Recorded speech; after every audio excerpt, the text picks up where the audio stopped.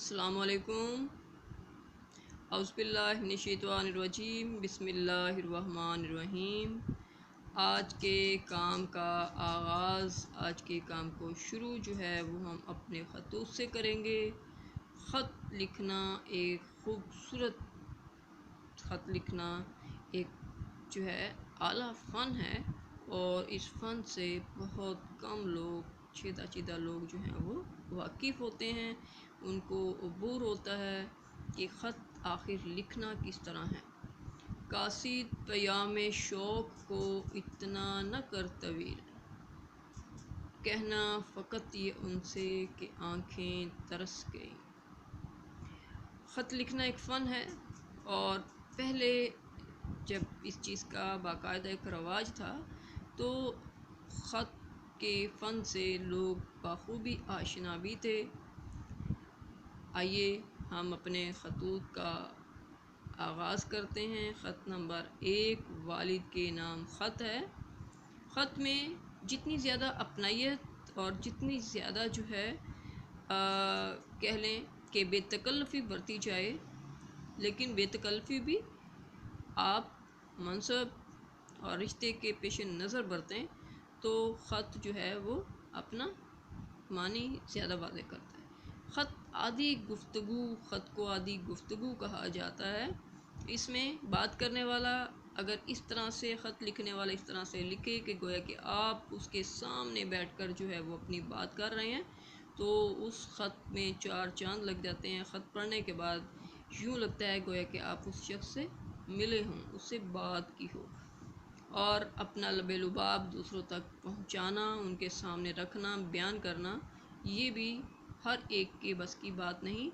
लफ्ज़ों को इतनी खूबसूरती के साथ फ़िक्रात की शक्ल देना कि आप अपना हाल, अपनी सोच, अपने ख़्याल अगले तक बख़ूबी पहुँचा दें, ये बाकायदा एक फ़न है। तो लिहाज़ा आइए हम अपने ख़तूत का आगाज़ करते हैं। ख़त लिखने का एक छोटा सा पैटर्न जो है वो मैंने तरतीब दिया है, उसे देख लेते हैं। ख़त लिखने के लिए आप इसी पैटर्न को फॉलो करेंगे। जिस किसी के भी नाम ख़त लिखना होगा उसके लिए तमाम चीज़ें जो हैं वो इन्हीं मकामात पर तमाम बातें लिखी जाएंगी। हाँ, अलबत्ता इसका मज़मून और मनसब और रिश्ते के एतबार से यहाँ आपका के अलकाबात जो हैं उनमें तब्दीली आ जाएगी। बाकायदा बाकी चीज़ें जो हैं, उन्वान तब्दील होगा और तब्दील होने के साथ ही आपका लक़ब भी तब्दील हो जाएगा और उसके साथ ही आपके मज़मून में भी मौका महल और ख़त की मुनासबत से आपके जो है वो तब्दीली आएगी।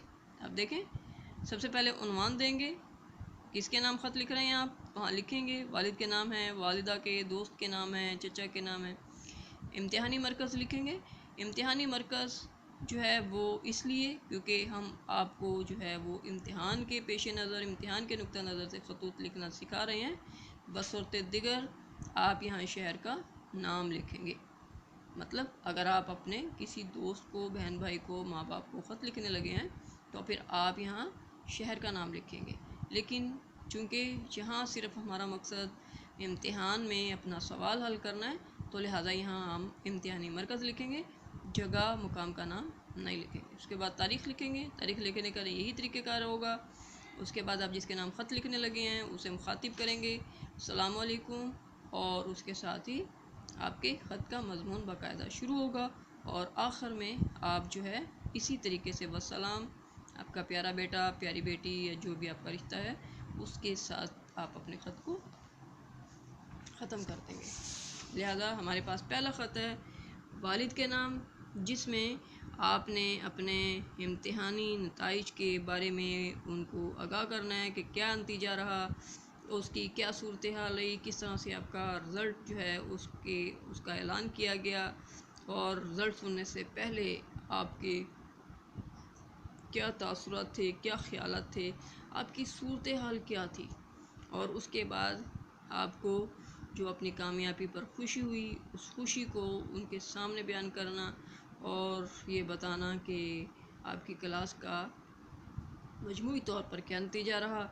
ये सारी बातें इस ख़त में शामिल हो गई हैं। اور اس کے ساتھ ہی خط نمبر 2 ہے والدہ کے نام موسم گرما کی تعطیلات کا ذکر۔ اس میں آپ بتائیں گے کہ موسم گرما کی تعطیلات ہونے لگی ہیں یا ہونے والی ہیں، چند دنوں تک ہو جائیں گی، تو لہٰذا جو ہے آپ کیا کریں گے کہ اس تعطیلات میں آپ اپنے گھر آئیں گے، اور گھر آنے کے بعد آپ اپنے والدین کے کاموں میں ان کا ہاتھ بٹائیں گے، ان کا سہارا بنیں گے اور ان کو جو ہے وہ آرام کا موقع دیں گے۔ یہ ساری باتیں آپ اس میں لکھ کر اپنی والدہ کو بتا سکتے ہیں۔ اس میں آپ اپنی طرف سے فقرات میں تبدیلی کر سکتے ہیں، آپ اپنے الفاظ میں تبدیلی کر سکتے ہیں، اس سے کوئی فرق نہیں پڑتا، البتہ آپ کی بات کا لب لباب یہی ہونا چاہیے۔ آج کے کام کا اختتام یہاں تک کرتے ہیں۔ السلام علیکم۔